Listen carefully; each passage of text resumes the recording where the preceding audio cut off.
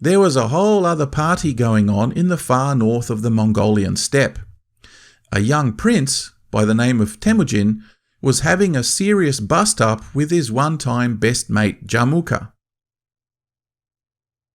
Being a meritocratic kind of leader compared to his now traditionalist rival, Temujin's popularity soared, and the two fell into the inevitable conflict that best friends often find themselves in.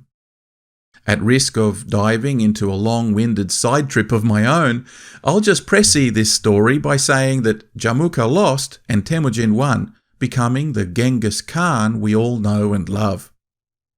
Anyway, as you know, Genghis would go on and hammer the Jin dynasty of China, because why not? And being strapped for cash, in 1218 he sent a large caravan of merchants to the Khwarezmians, hoping to establish trade and diplomatic relations. The local governor confiscated all their goods and executed the merchants on charges of espionage. When the Mongol Khan sent a diplomatic mission to investigate and seek redress for the outrage, the Shah of Khwarezm, Muhammad II, had them beheaded. Big mistake. Now, despite being a pillaging barbarian maniac, the great Khan was a stickler for formality, and the execution of an ambassador was rightly perceived as a massive slap in the face. So, in 1219, he halted his entire ongoing invasion of China and instead redirected upwards of 200,000 mounted archers south to teach these Muslims a lesson. The outcome?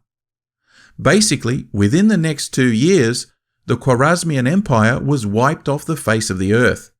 3 of the biggest cities in the world, and a number of other significant ones, were razed to the ground, and their inhabitants slaughtered or sold into slavery. Historians have suggested that the population of the Persian plateau was reduced by 3/4 and would not reach its former number until the 20th century. Mission accomplished, Genghis promptly returned to his siege of China, but the Muslim catastrophe would provide a permanent base of operations for him that would see successive generations of Mongols promptly continue their pillaging all the way to the Mediterranean, bringing the Islamic world to its knees, notably with the sacking of Baghdad in 1258, and Damascus soon after. The Christians didn't get off scot-free though, and Genghis' successors pillaged their way through Eastern Europe all the way to Vienna and Budapest, as well as holding the entire Byzantine Empire to ransom. There's no power like soft power, however, and when Genghis died in 1227, his empire, though still unified under his son Ogedai, began to slowly splinter as his brothers jockeyed for power within their own domains.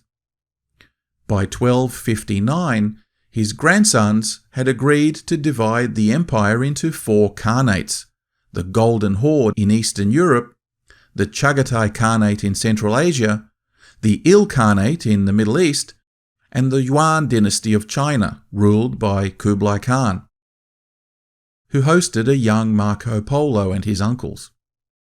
With the exception of large parts of the Yuan dynasty, pretty much the rest of the Khanates slowly adopted the Islamic religion of the people they had recently almost exterminated.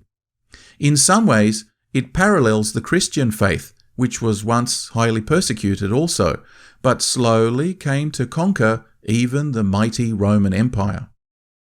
Some have suggested that, as in the case of Constantine the Great, the Islamization of Mongols occurred out of administrative expediency, while others claim it related to the previously pagan Tengrist nomads wanting to integrate their dynasties within the sophisticated civilizations they ruled over, in order to legitimize their hold on these city-states. Certainly, this seems to be the case in China too, where the Mongols adopted much of the local cultural milieu, which was also far more sophisticated than their previous nomadic shamanistic lifestyle. It should be said, though, that this gradual and voluntary conversion carried the unavoidable phenomenon in these new domains of selective adoption of Islamic customs.